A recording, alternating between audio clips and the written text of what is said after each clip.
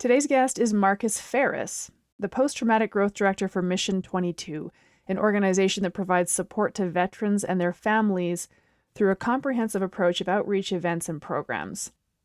Marcus landed on the Mission 22 team after serving as an engineer officer in Alaska for 4 years. Through his research, field testing, and writing, he now serves veterans through healthy living programs and digital content creation. And all I can say is that this conversation is very, very interesting. We take a journey through the experience of trauma and how one can grow from it.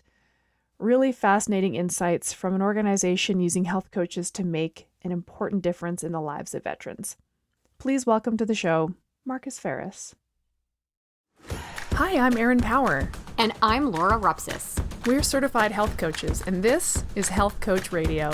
This podcast is about the art, science, and business of health coaching.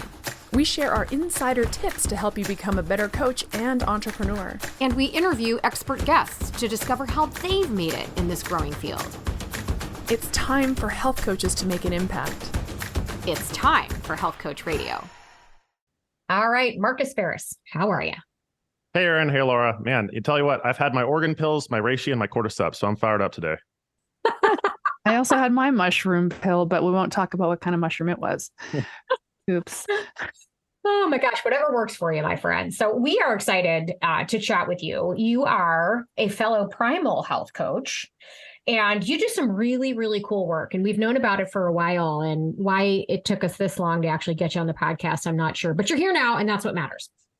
So thank you for joining us. Would you please do us the honor of just sort of introducing yourself and a little bit about how you got here and what you're doing? Thanks, Laura. You know, I was thinking about this podcast yesterday as I saw it coming up on my calendar at last.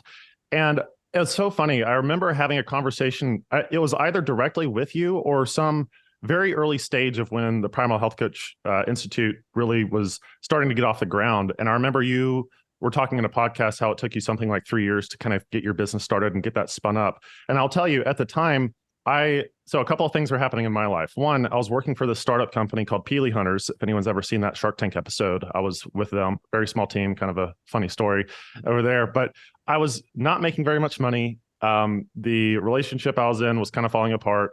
My my career trajectory, I just didn't really know what was up. But there was something about primal health coaching that sounded really intriguing. I had come across Brad Kern's Primal Endurance book a while back. I raced triathlon for quite some time and had a whole story. Like when y'all talk about the business building aspect and telling your story, my sort of path to primal, if you will, was that whole process of realizing the way that we're taught how to race doesn't really necessarily work for everyone. And I found it didn't work for me. So I was sort of a warm lead, if you will, with the whole primal stuff. And so I bought in at the beginning of February of 2019 when I started the initial path for becoming a health coach.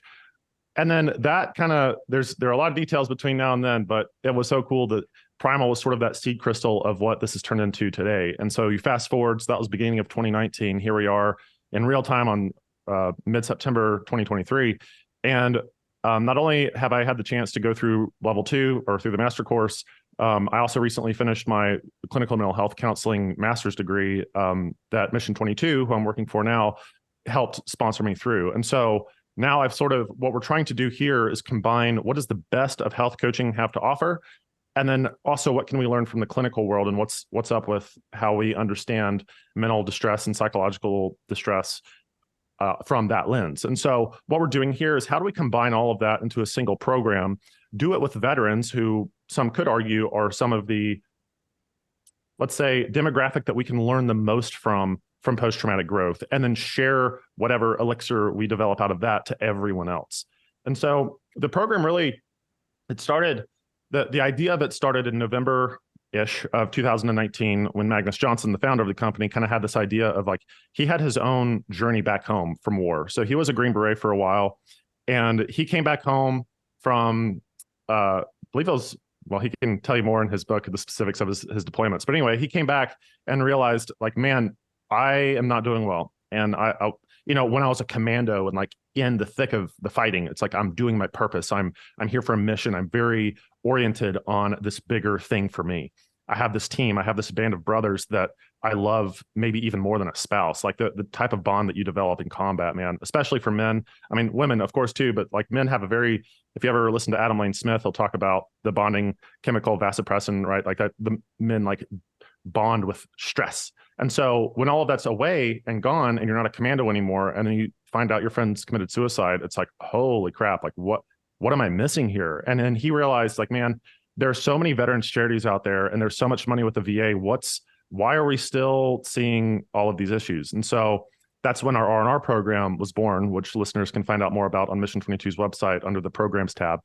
And that our first cohort launched about 3 years ago this month. So we're right at about our 3-year mark. And since then, we started with, it was just me kind of running the show. Magnus kind of gave me the idea and for some reason trusted me to run with it. And so I was doing like the acquisition, I was doing the shipping, I was doing all of the coaching for the first cohort, I was doing like everything. And then we sort of expanded out from there. We've got a great team here. And now we've got we got about a dozen health coaches on our staff now who are sort of contracted out, but who have been part of this with us. Shout out to them. I think you had Anya Perry. She was on the show a little while back. She's one of the team. So shout out to her. And all of them are doing just stellar work. And so it's been such a cool evolution to see, like through my own story of like processing a divorce that I never had context of how to do, to like I got fired from a job. And then now here I am sort of coaching coaches as somebody who has their master's in counseling. And so it's really a humbling process for me to kind of see how all that works. But then even more than that, I believe that if there's something you deeply have a need for, the best way to receive it is to give it. And on our platform is a way for everyone involved to take part in that. So whenever you have somebody who, like we have a lot of service members who have this ethos of just like give and give and give and give and serve and help others. And the other side of that is you can't give what you don't already have. And so you can't give water from an empty cup. And so a lot of the program and the stuff that our current coaches are working through with our participants on is like, if you really want to receive, or if you really want to serve and to experience that warrior ethos in kind of a more civilian context, you learn to take care of yourself now and take a knee. And then like serving yourself is serving other people in the long run.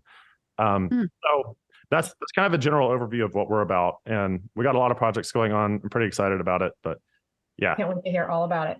Awesome. Oh man. Yeah. There's just so many threads we can pull. Like I really want to understand PTSD and I hope Marcus, you feel comfortable at least giving us, maybe an entry-level point of view, but I'm really, my main curiosity right now, I'm really curious how these veterans are responding to coaching. Mm-hmm. Can you speak to that a little? Absolutely. So one of the reasons that we went with coaches instead of counselors with our program is that we wanted it to be non-clinical.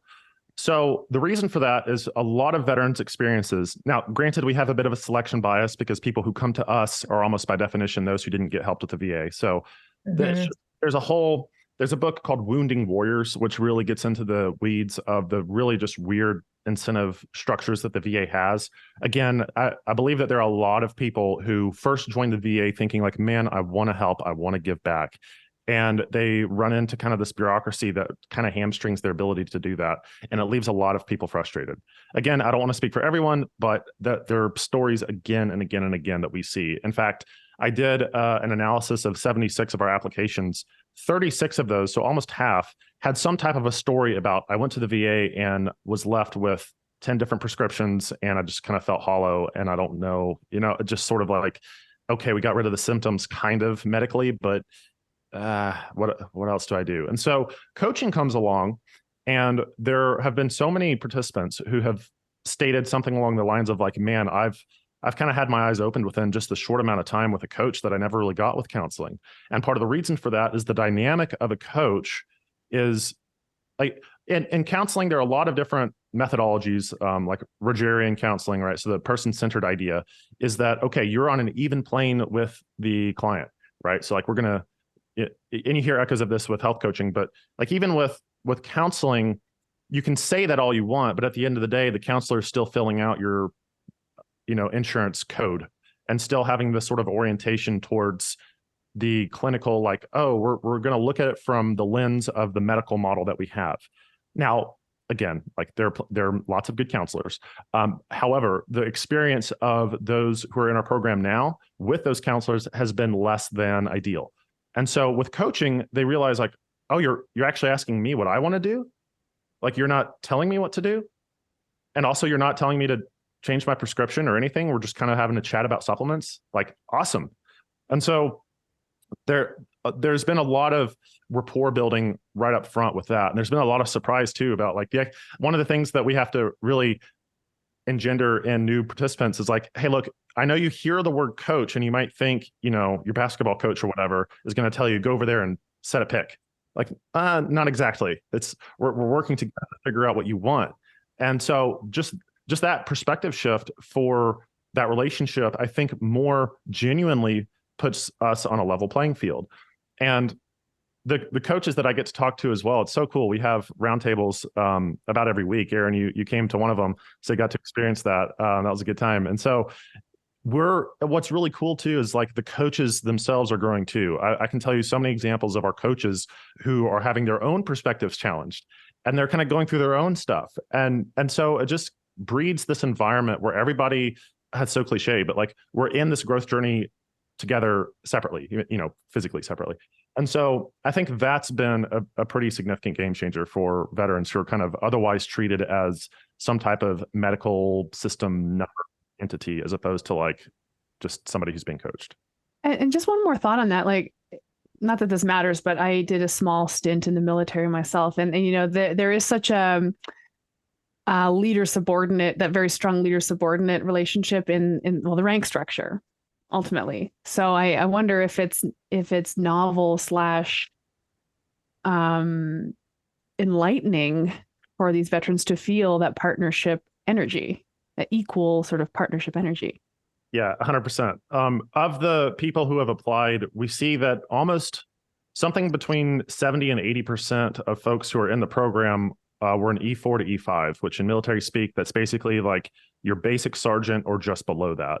And so, yeah, like speaking of a hierarchy, we're not working with colonels who are, used to giving the orders and whatnot. And so just having like, there are two sides to this, right? Because there's certainly a time to take orders and follow.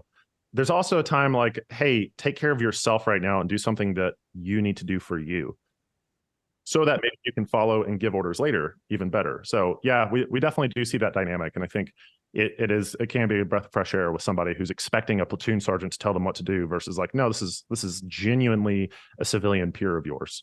Yeah. Yeah. And there's something that you said that I wrote down, is that coaching isn't clinical. And that's, first of all, it's not a small thing. It's a tremendous distinction. And quite frankly, that's the beauty of it, right? That we are taking them out of this model of there's something wrong with you, here, take these to fix it. And it's it's not clinical at all. And it allows the participant to finally just be able to unwind and communicate and speak to somebody. Part of coaching is building that trust. And I don't know about you, but I know people that will literally lie to their doctor because they're afraid of what their doctor is going to think. Like they're somehow passing judgment that they weren't, quote unquote, like, I don't know, compliant with the protocol, and in a coaching really, it's not like that if you're doing it right. And there's plenty of times, to your point, Aaron, and what you guys were just talking about, in terms of plenty of time throughout the life and career of someone in the military where they're told what to do and follow orders. And I just think that's so beautiful. What a wonderful thing to really kind of pull out of this and explain why it's successful. Yeah, it's funny though. Like every once in a while, it is like you do need to teach a bit as a coach, and there are some times where participants will say something like, "I need you to tell me what to do," and like you can kind of meet them there, right? If it's just like a lowball thing, but hopefully, like we talk about an internal locus of control, right? One of the challenges has been, how do you measure someone getting better? Mm-hmm. Especially with someone who's been diagnosed with post-traumatic stress. Like the classic DSM answer would be like, oh, are your symptoms less? Like, okay, cool. How's your relationships? How often are you getting really angry? How's your sleep? And so one of the areas that I kind of look at, we don't have a specific survey that measures this, is like, do I feel like things are happening to me or I'm happening to things?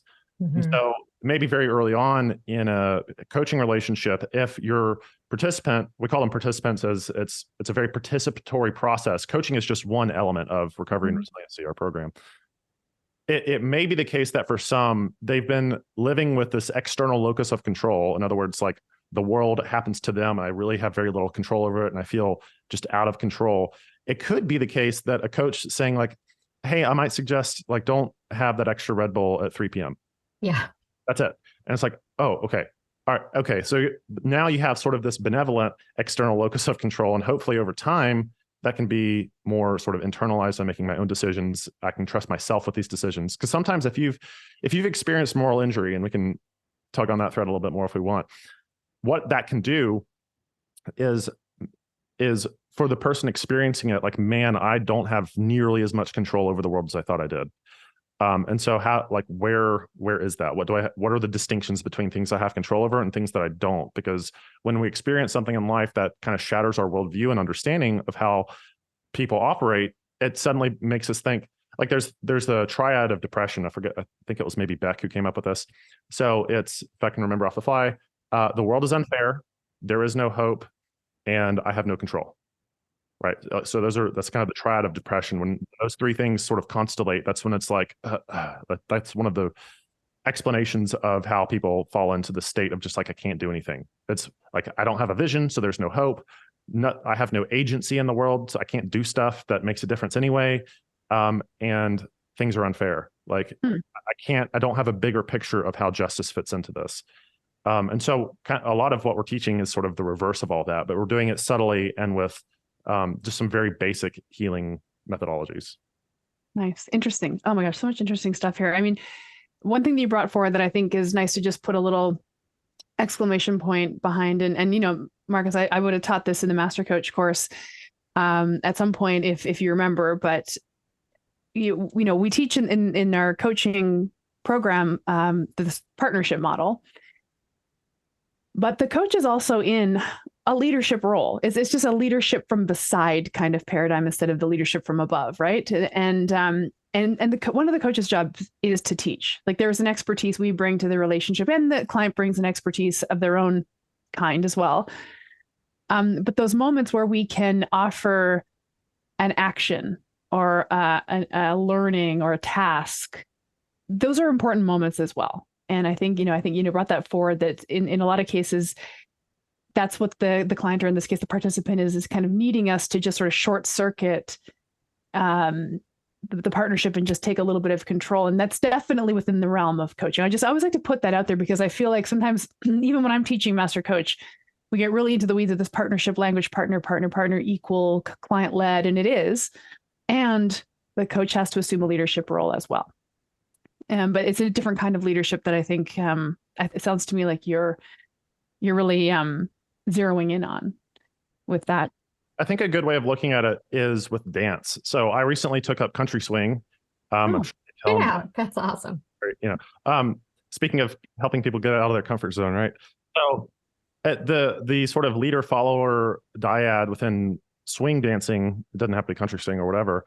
It's like no one's saying that no one person is more important than the other. But for the dance to work, you need a little bit of tension, right? Like as you're holding hands, you have to have a bit of tension so you can tell when cues are being given. But it takes two. And it's just because one's called a leader and a follower doesn't mean there's like, you're still both submitting to this sort of higher order, like here's how the dance generally works as a pattern. And I'm going to show you that through suggestion, through some, like within country swing, the leader can give the follower a certain cue, and then she can kind of take that as she wants. Like there are a couple of things she can do, but it's just like, here's a little cue, go do that. And then once you've done that, I'll catch you over here. Right. So that's kind of how I picture it. And there's ways you can layer education too, that still provides that client or that participant with choice. Like using your Red Bull example, like, gee, maybe this Red Bull might be part of the problem. Have you considered taking it out? If not, why not? Well, I need the kick. All right, well, hey, let's brainstorm. What else can provide you with energy? Your past experience, what other options are there that might, I don't know, provide you with the energy you need late in the day? And this is where you uncork a whole bottle of worms. Gee, maybe just getting a workout and going for a walk and getting outside. Maybe it's drinking half a Red Bull and letting myself wean down from time to time, or something that has less caffeine, or going to bed earlier at night. Or, you unlock this whole can of worms that now the client or participant's like, okay, well, here's something I think I can do, that sense of control. But you started the process by being like, hey, maybe this is part of the problem. I'd suggest taking this out. But again, to your analogy with that dance, then letting the client then pivot or choose what step to kind of take next and move forward, and giving the power back to the participant. I just think that's a great way to explain it when coaches, because here, look, my role is as admissions director. You and I chatted before you even enrolled in our program. And I hear this from people that have hired coaches before, how frustrating it is when all they ever get when they ask a question is another question. Sometimes coaches it's been drilled in their head to not be the expert and not give the answer, that all they ever do is answer with another question. And to Erin's point, sometimes you need to short circuit that for a minute. You need to take an abrupt stop for a minute and sort of recalibrate. And it's frustrating. And so coaches, you should not be afraid to make a statement. Provide a little nugget. Hey, have you ever considered this? There's ways that you can do that without taking autonomy away from the client. Mm-hmm. Yeah, I've actually seen that. We don't get it super often, but for the people who are, let's say less polite when it comes to a personality trait and are willing to put a filter down, I have had somebody comment about one of our coaches, like, man, I just feel like she's asking me questions just all the time. And we've kind of talked about that dynamic within our groups. But yeah, one of the dimensions, I mentioned that it's hard to kind of measure directly post-traumatic growth. There is something called the post-traumatic growth inventory, which has 5 dimensions of post-traumatic growth. And one of those dimensions is new possibilities. So it may very well be the case that you need to be sort of a seed crystal of an idea to enable somebody to grow around that thing. So I'm rereading Napoleon Hill's Think and Grow Rich, great book from the 30s. On mindset with building wealth and building riches, that sort of thing. And he talks about this idea of you have to have a mastermind group, and your riches, he uses the word riches a lot. So I don't know, 1930s speak. Your riches cannot hope to grow from this desire of making your ideas concrete without the interplay of other ideas. Sometimes you need to think for yourself, but consider that every single word that you have in your head were not your words. Right. So you're always going to borrow from somebody else's something. But then, yeah, as the coach, if it's it seems like you're really struggling with this, what would it look like to help somebody else with that same thing? It seems like you're having a hard time finding employment. What if, you seem to be really good at guiding somebody through this and that? Have you thought about, I don't know, starting a business? And oh my gosh, suddenly it constellates. So it might be the case that they have, imagine a constellation that's composed, I don't know, of, let's say 50 stars, because I'm in America. So say there's this constellation, when all of those little pinpoints, when they come together and you see it as one, it's oh, it was all there this whole time, but there's this 50th star that just hadn't shown yet. And then perhaps the coach comes in and oh, I'm gonna illuminate this one. And then suddenly it constellates this whole idea structure that the person sort of had waiting just for that little nudge. So it's still from that silly short analogy, that's still 98% their idea, right? And you're just kind of what about this?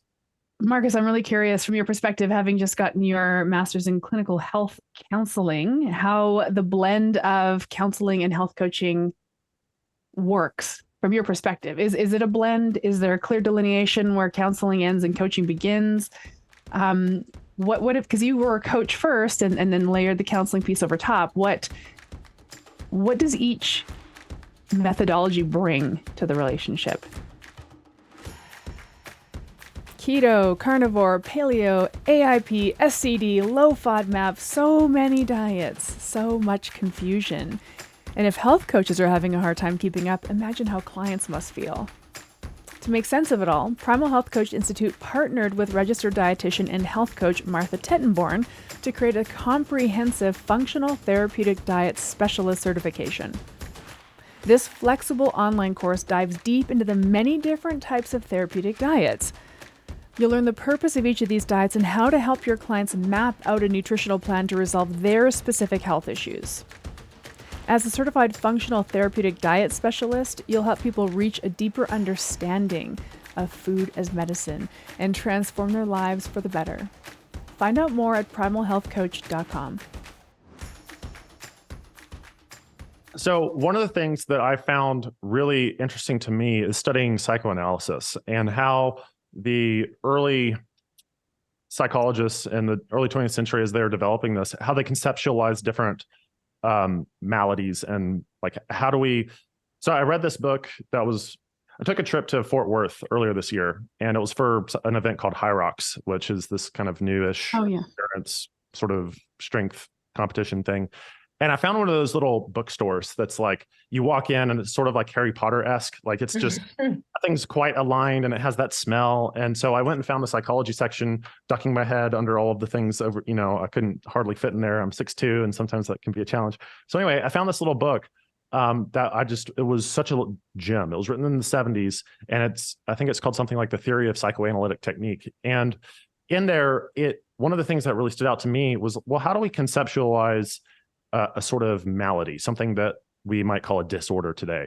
And so it's like, well, let's see, before modern medicine, we would say somebody like, oh, they have a demon, it's a spirit, it's like everything's sort of religious oriented.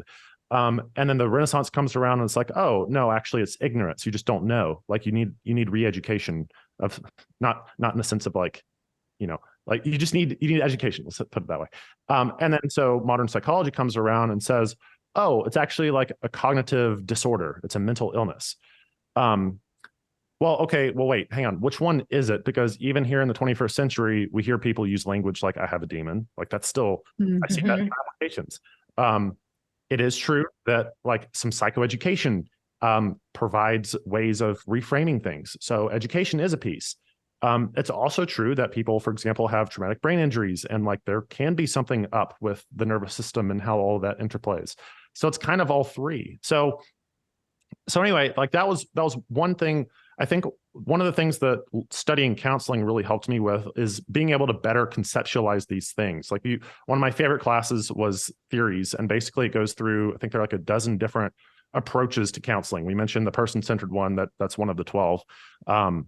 And one of the really helpful things for me, and this is something that I think coaches listening in might be able to take away, is understanding that if you've ever read The Body Keeps the Score, they talk about this a little bit, where different parts of you, they talk about parts or sub-personalities, can become disintegrated. So like if you look at a child's psychology, if you were to apply the DSM standard to a child, he would, qualify for all sorts of disorders. Constant mood swings, lashing out, this and that. But it's like, okay, it's a child. He's not, or she's not like disordered or whatever. And one way of looking at that is the child has a bunch of motivating factors that sort of coalesce into a type of personality. So if you're working with a 3-year-old, it's like, okay, am I working with the excited child, the hungry child, the angry child, right? And so it's like, and those can change on a dime. So in that sense, it's sort of like you have an internal counsel. There's a really great tool called I think it's called like the 6 hats tool. If you do a Google search for 6 hats, you'll see, actually, when I was doing my internship, I used actual colored hats. The girls I was working with really liked that one. And so basically the idea is like you put a hat on and it's like, okay, now imagine you're with this internal council and you have members of that council. So it's a very weird thing that you can talk to yourself, like who's talking to who exactly? How many of you are in there? And so the psychoanalytic idea is like, yes, there's sort of a multiplicity within you. And one way you can sort of leverage that even in coaching is like, okay, now imagine you're the person who only sees this through the lens of optimism. Like, what are the opportunities here? Okay, cool. All right, now take that hat off. Let's place this other hat on. Okay, what are the facts? Just the cold, hard facts. Remove emotion. Let's just explain what is right now, right? And you have like 6 different ones. And then finally you put on the executive hat. Like, okay, now that you've heard all of that play out, what do you think? So then that gives a voice to each of the individual parts within you. And so actually the positive intelligence, I don't know what to call it. He wrote a book. There's a whole platform called Positive Intelligence. They kind of play on this idea with other terms, and it's less sort of clinically oriented.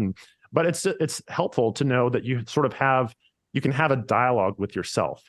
And part of what coaching and counseling does is facilitate a dialogue with parts of you.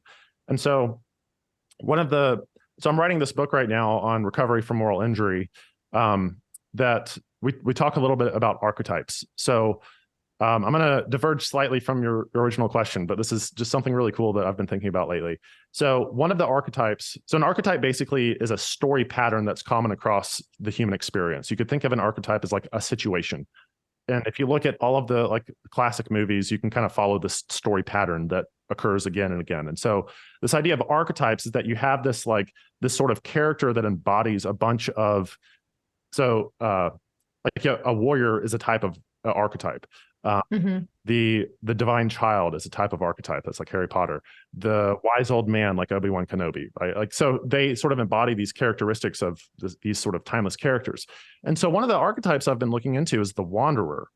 And so the wanderer is basically somebody who, oh yeah, you've got that shirt on for those listening.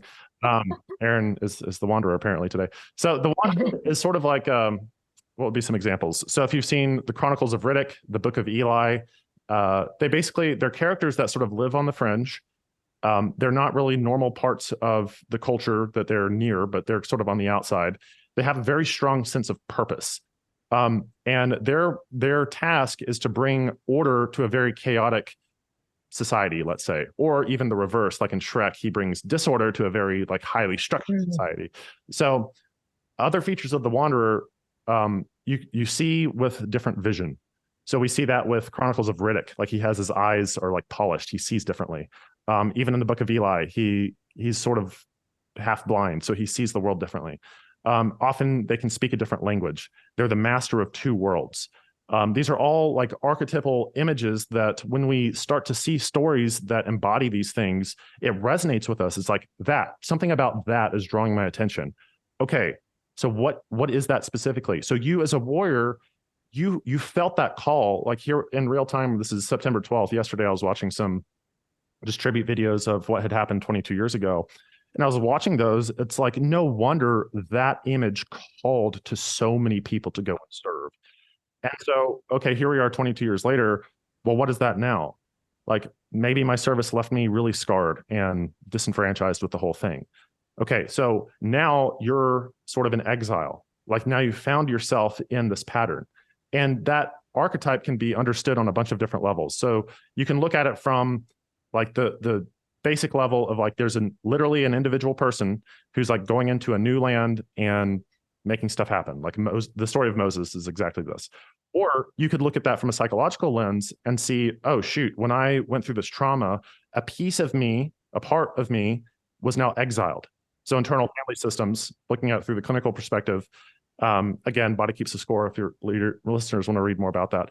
There's an exile that's like, you don't want anything to do with that. And so why not? Because you realized that there's a piece of you that has capability of malevolence. So people get traumatized more often when they encounter like the existence of human evil, far less if it's like a natural disaster. So it's like, I didn't have context that person could do that or that I could do that. And so in order for me to sort of have this like ego defense, you might say, a piece of you, psychologically speaking, like buds off and is now a wanderer. But here's the thing, you need to know that you can do that. So a basic example, Harry Potter, like he has a piece of the Death Eater within him, right? And it's like the whole story is him figuring out like, what do I do with this? And so what he ends up doing with it is he sacrifices himself for the sake of his friends for that thing to then sort of be integrated. Another funny thing about Harry Potter is he can speak to snakes, right? So that's part of the archetype. He has this language where he's sort of a master of these two worlds and he can communicate to both. And so it's his allowing himself to put it this way. So there's a child part of you that needs to be able to sort of die off, if you will, psychologically, where you can't work with that structure that you originally learned. And when you encounter trauma, especially related to the military, and this is, of course, my lens that we're talking through, but this is an example for everyone, really. When you encounter that, you realize like, oh, like this world is capable of a lot more scary things than I realized. But the antidote to that is I have a vision of being able to turn that sort of monstrous side into something that actually is oriented toward helping other people. So I have a lot more to say about that, and maybe you can check out the book once it's published. But yeah, so picking up on that and kind of bringing this back around to Aaron's question, like where's the delineating? Is there? I know there is, but there's a delineating line between coaching and therapy, but there's so much in common as well. So in using sort of this example, and I would love to use kind of Mission 22 as an example, right? On how coaches are being used in that coaching relationship, and where someone like you with more of a clinical perspective kind of steps in. And is it a bit of a dance? Are you speaking the same language? Is there a different language as a coach versus sort of therapy? And, because in my mind, I always really thought that as a coach, trauma was an area that I could listen and I could just continue to repeat that I hear you and I'm here with you.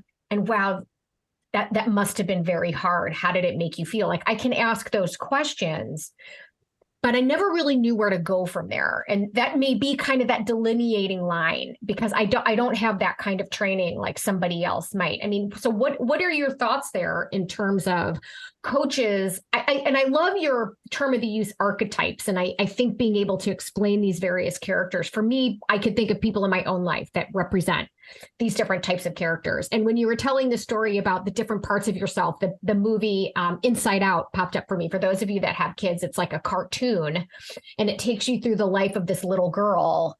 And she's got different aspects of her personality. There's joy, there's sadness, there's anger, there's disgust, and and it's the interplay of all these characters and emotions within this little girl's head. It reminded me a lot of that we are all complicated and we all have different aspects to our personality.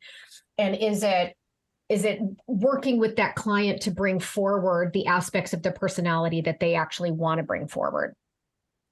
So anyway, that was kind of a rambling question, but I mean, where I'm saying where I just don't feel comfortable going beyond is that kind of the delineating line. And one of the things we said before we recorded is there's this, what you feel is a misconception that PTSD is really out of the realm of health coaches. And you actually think there is a role. What I would say is what we really need right now is something more along the lines of trauma coaching or like post-traumatic growth coaching. And that's an area where you're starting to expand that line a little bit. The analogy I have for it is like, say you have a strength athlete and an endurance athlete, and then you have your CrossFit athlete. So usually training strength and training endurance are zero sum, where when you do more of one, you get less of the other. CrossFit is sort of trying to merge those two things and push them up against each other as much as possible. And so that's where we're trying to develop a sort of new category of coach that can meet somebody with that type of trauma and is really dealing with that stuff. I mean, the classic distinction of like coaches generally are more present and future oriented, whereas therapists can be more, let's get into the past kind of thing. That definitely does still apply. But it's also the case that a lot of like solutions focused therapy is on the here and now, what's worked for you before, let's apply that and look to the future. That sounds an awful lot like coaching. So where is that distinction exactly? Therapy, we're getting a little bit into semantics, but therapy as like in the 21st century use of that word in our medical model usually talks about, hey, I have come to you with this diagnosed disorder. I'm trying to work through and find a cure for it. So it's a little bit more explicit with the medical language there. Whereas counseling can span, like if we need to get into your past and talk about specifics of that trauma and make sense out of them, yeah, you can come to me. With trauma coaching, it's kind of like, it's understanding that story piece. It's understanding the reasons for why people need a bigger thing to look forward to as a result of having gone through trauma. So it's a coach who understands the hero's journey and knows how to identify roughly where that person is within that journey and providing that sort of context. So within the program, I do serve as like a counselor. I'm not licensed yet. But if there are any participants who are really dealing with like, man, I need something a little deeper. Like I figured out some nutrition stuff. I've, done the reading. I figured out supplements and things like that, but I really just need to talk through something some like, I don't know, a sexual trauma or a wartime thing that I just don't feel comfortable bringing to this coaching session. That's kind of where the counselor might come in a bit, right? So like the way that counseling we foresee working in this program, imagine a NASCAR track, and like most of your life is you're out on the track, you're doing your coaching, you're doing your nutrition, you're doing your exercise, this and that. And once in a while you do need to switch your tires out. So the therapy role is like at the bottom of the hierarchy. Well, let's see, upside down triangle. So like at the very bottom, like the therapy piece is just the small piece. All of the other like life stuff is up on top. Mm-hmm. And, we recognize that sometimes you do need to switch your tires out, but so is that answering your question? Yeah, that's you've got incredible skills with analogies. That just makes it very clear. So you're calling it post-traumatic growth coaching. So is this a term that, you've coined? Is this an industry term? Is it, explain that a little bit. So there's a counselor named Dr. Shauna Springer who wrote the book called Warrior, and she talks a lot about some of the deficiencies with the medical model and working with service members. And in counseling, you'll learn about this idea of cultural competency. And it's a bit of a buzzword, but basically what it means is like, if you recognize that the culture that I'm from, there's a bit of a mismatch between the culture that you're coming from. And so you could apply, like how many thousands of combinations could that be, right? But the point is, the military has a culture that by and large does not match the cultural realm. Mm-hmm. And so anyway, she wrote the book Warrior that addresses a lot of that. And in a conversation I had with her, this was dating back to roughly the time of when the program got off the ground. So I credit her with the term a post-traumatic growth coach or facilitator even. I learned the other day actually that in French, the word facile means easy and facilitez-vous means to make easy for you. And I was like, oh wait, facilitate means to make something easy. Sort of light bulb went on. So anyway, so post-traumatic growth facilitator is kind of what we term our coaches right now. Is we're doing more and more work in real time here. I've got some stuff in the works that we're not ready to share yet, but basically we're wanting to push the category of coaching a little bit more expansive to include some of the stuff I talked about, but without getting into like medications and psychopharmacology and that sort of thing. Right. So you're working with veterans, and I think we touched on this earlier, that this is kind of the model that you started with the thinking that this could be broadly applied to the broader trauma space. Is that the plan? Talk us through that a little bit. Yeah, 100%. And one of the components of the hero's journey, for those who aren't familiar, basically it's sort of this pattern of life, essentially. So like you have this sort of, Lord of the Rings is the most accessible, I think, analogy for this, right? So you have like the Shire, right? And you have these characters that are sort of like adult children, as your hobbit. And so the hobbits like pass the threshold. That's the first, they have this call to adventure. It's when Gandalf comes. And then there's that scene where I'm going to nerd out a little bit on Tolkien, so apologies for anybody who's not into it. There's that scene where Bilbo's like, or not Bilbo, Sam, there we go. He's like, I've never gone this far outside the Shire before. And so like, that was a big deal as part of their story. And then the moral injury portion is Weathertop, right? So that's when these ringwraiths come in for the first time and they're exposed. There's some terrible entity out there. And then Frodo is stabbed, right? So he has this injury through the whole series, never quite heals right. So that's trauma. That's a puncture wound, which is one of the roots for the word trauma, puncture wound, right? So it's a wound that never quite heals right. And so in Frodo's darkest hour, he's given this light, right? That little, I forget what it's called, that little vial, right? That's like, here's this help in darkness when he's facing Shelob, that big spider. So you're given a boon in your weakest moment. And then, so there are a bunch of there's like 17 different like points of the hero's journey. But if you remember at the very end of the series, he comes back to the Shire and now he has all these adventures to share. Bilbo does this too, right? And he writes it all down. I have the story for you. Okay, so that's kind of the completion of the hero's journey. So what we're teaching veterans is like, your hero's journey literally talks about going to war. For those who are deployed, there are some who weren't, but still, like the whole military process. That's sort of like you engage with the abyss. You see that the world is not everything that you thought it was. You're given a boon in time of help. We like to think that R&R kind of serves as that boon. And then now rewrite your story and go share it with others. And if you go to the Mission 22 YouTube page, we have a couple of like mini documentaries that tell some of these stories. They're pretty powerful. And so how could that help with the rest of society? Well, for one thing, it shows that, hey, veterans as a population are people that you really want on your team, not as like a token way of like, oh, look, we hired veterans. Isn't that great?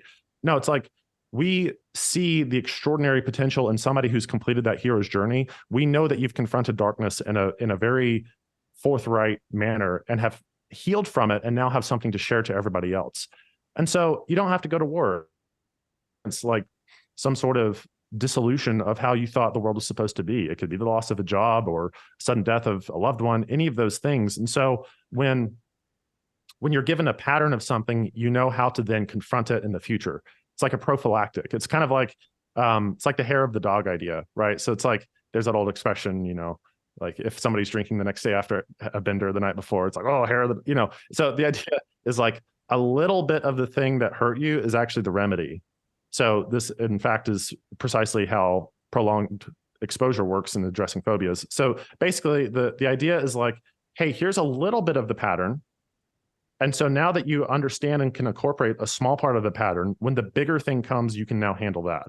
And so, I mean, an easy analogy is just exercise. Okay, so you've experienced a little bit of muscular distress. Your body's able to adapt. If one day you have to save somebody from a burning building, hey, guess what? You know the pattern of like sprinting up the stairs, grabbing a heavy thing and coming down. Oh, you've already practiced that in like a smaller setting. And now when this big stress thing happens, you're inoculated against it. And so the veteran, him or herself, can go into a civilian context and be an example of that pattern that they can then share with the others, which, by the way, that's sort of how the wanderer archetype works as well. Oh, yeah. Wow. I mean, what a gift that this program, first of all, every veteran should be given access to this kind of journey. Like once they come home, given access to the ability to distill this, figure out what all of that means in the big picture in terms of their ability to move forward. And to your point, like do good for others. I mean, when I think through all the conversations I have with people that want to become a health coach, they've had their own version of a hero's journey. I mean, they might not have, so many have gone to war, actually. I get this question a lot. Hey, can I use my GI Bill? Because they want to go in and they want to be able to help their fellow either veterans or active military friends. So, and by the way, we're working on that. That's something we're working on. But the fact of the matter is what draws people to health coaching often is their own journey. And to be able, there's as much in it for them to be able to distill that and find a reason they had to go through that so that they could learn something and be equipped and educated and eloquent enough to help others and pass that forward. And here's what's interesting is there's nothing more disheartening than people that find out that nobody else cares, you know, but they do. You just have to find the right audience. Right. And what a phenomenal message to saying, hey, there's a reason why you should have veterans on your staff. This is what they bring to the table. I think that's a message that many can hear loud and clear in terms of a veteran's ability to be able to navigate complicated situations and come through it stronger on the other side.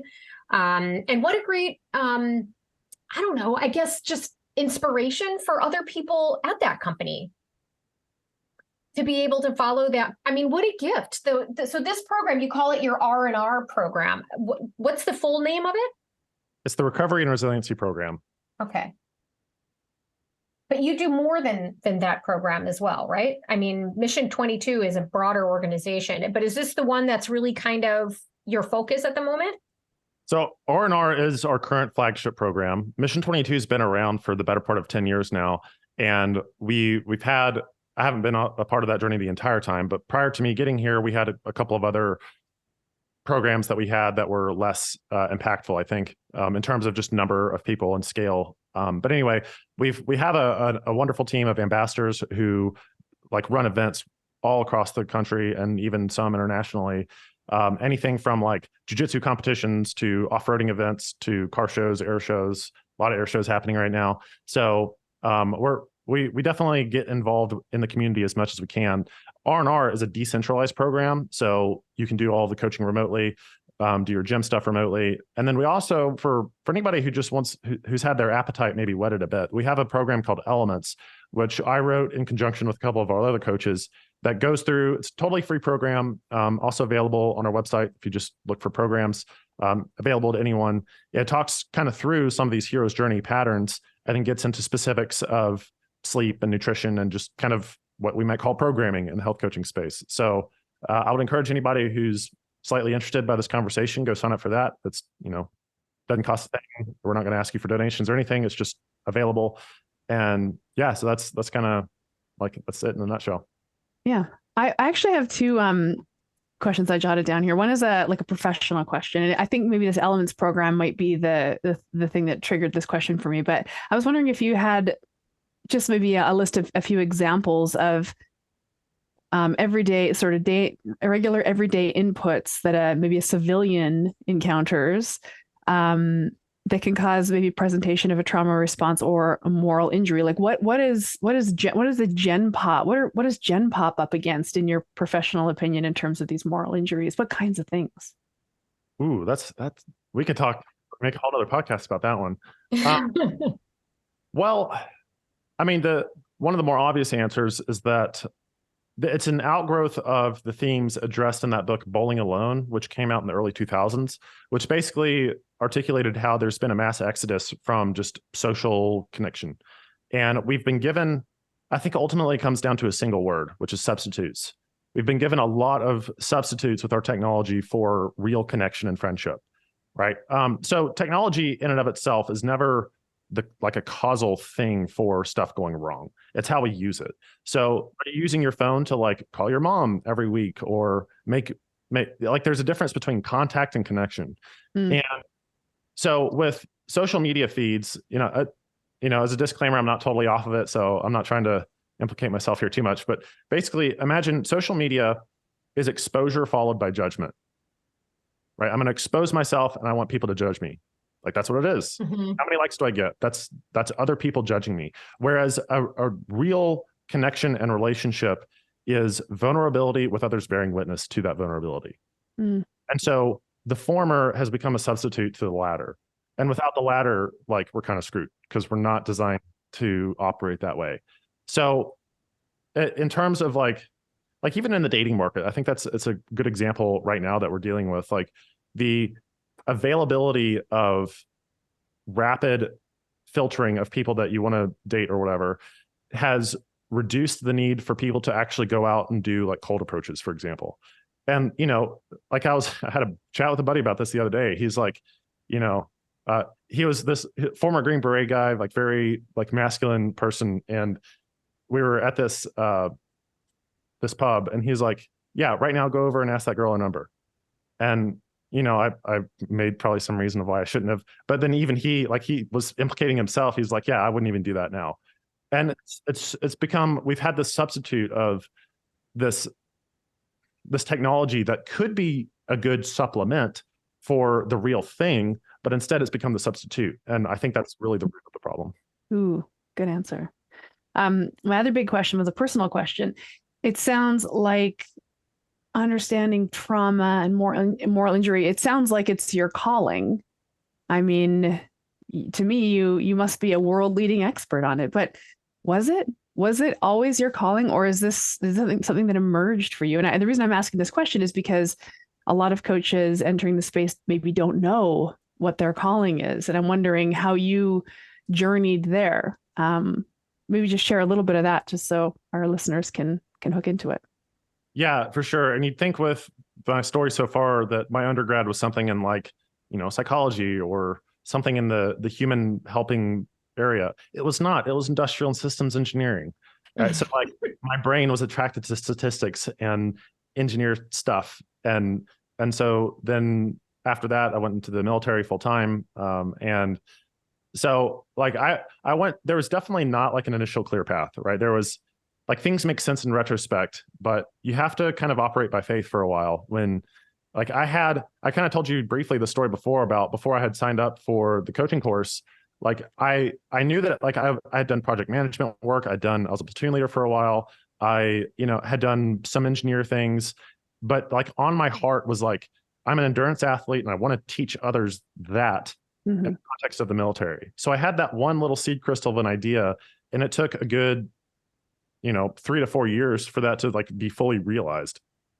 But then once I kind of started to realize it, after having gone through and experienced other things that just didn't resonate with me, that's when it was like, oh, like I talked about constellations earlier. Like it might be very like, oh, that star way out there actually was part of the deal. So it's sometimes that hero's journey, it's you're drawing a straight path with a crooked stick, right? And that's kind of what it's felt like. Like what's this engineer kid from Alabama doing over here in Oregon as a counselor writing books about psychology and moral injury? I don't know. Like, I'm a very faith-based person, and like that's kind of how that's the adventure of the lifetime, is when you operate by faith. Like if you place your faith in a higher power, whatever that is for you. For me, it's God, and the way that he works like just doesn't really make sense in the moment. It's kind of, there's that story in the Old Testament where there are this nation's like wandering in the wilderness. They're in between, like they've been told about this promised land, but they don't see it. They were in slavery, but now they're like dying in the desert. And so the provision that's given to them, it's called manna. And so manna is like, the Hebrew word for manna is like, what is this? It doesn't make sense. Like the provision that you get sometimes doesn't make sense. But that's the story, man. Like the boon that you get in difficulty is sometimes something that you look at it and is like, what is this? Like I could not have imagined this thing coming into my life. And so I think living in such a way where, I've heard it put, luck is when the opportunity meets preparation. And so if there's something that draws your attention, I think Joseph Campbell talks a little bit about this idea of following your bliss. And that idea is like, what is it in your life that really calls to you? What do you see as a problem in the world that you could actually do something about? So not news, by the way. That's not watching the news. You're not going to find things in the news that you can find solutions to by yourself, by the way. So really, like within the things that you have been given in life, what's a problem that you see that you can fix? And that, like, when you do it, it's like, yes, this is the path that I need to be on, is fixing this thing.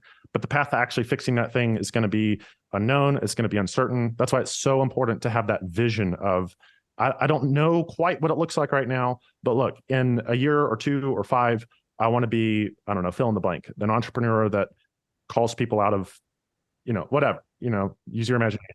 Yeah. So that's a long answer to the question of like, no, I did not have an initial vision. I just knew a very small part of me was like, you need to press into that like health, endurance, wellness aspect of what your sole purpose is.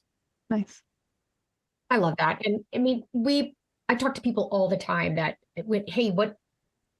they expressed an interest in becoming a health coach. And I always ask them, like, so what sparked your interest? How did you find us? What sparked your interest? In every conversation, it's, I want to help people. I'm passionate about this and I want to help people. And for some people, that's their only starting place. They're not clear right now, but our program, that third course in our program, that business course, that's what it's designed to help do. At least the beginning of it is to try to provide some clarity around this stuff. And I do think, and I can just make a testament of my own journey. That was me too. I just want to help people. This is what I went through. I want to help people avoid what I went through. Unfortunately, nobody buys avoidance. They don't buy like wellness or prevention, but what they will invest in is whatever she has, I want. Or whatever he has, I want. And so it's a service to be present for people and to speak about your solution and what it is you're doing and being passionate and fired up about it and talking about it ad nauseum, whatever it is that people are drawn to you for and ask you questions about. What a great starting place. It might not be the perfect picture yet, but it informs what people are willing to come to you for.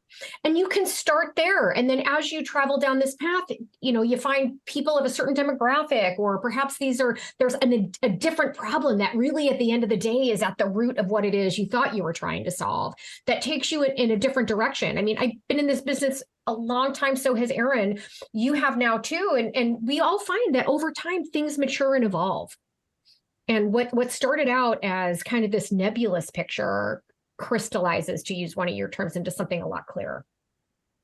Yeah, for sure. And what I'd say to that too is if it's something that's really drawing your attention and that you can present in such a way that it draws other people's attention, that is the most valuable commodity in the known universe, right? So when something draws attention and has weight to it and other people are drawn to it, money comes from that afterward. Money is a lagging indicator of something that's worth giving attention to. So if in your own development of your coaching practice, it's like, hey, look at this. This is a valuable thing to put your perspective and attention on that can really help you change your life. That's the most important value that you have to offer. And then it's from that there are 1,000 ways where money can flow to meet that, right? Yeah. Oh, that's so cool. Really, really nice little business pep talk finale from both of you. It's like Laura's talking about when you get to this point where you can't shut up about something. Like, this is the thing. I not only do I love talking about this, but I have a gift at talking about and knowing and teaching and bringing people into this. And then the people can't help but want to listen to you. That's sort of the magnetic draw of zeroing in on it. But it doesn't, the thing is, like, we can't necessarily set out to do or create that. You have to just be paying attention to it and picking it up when it materializes for you in some ways. So 100%.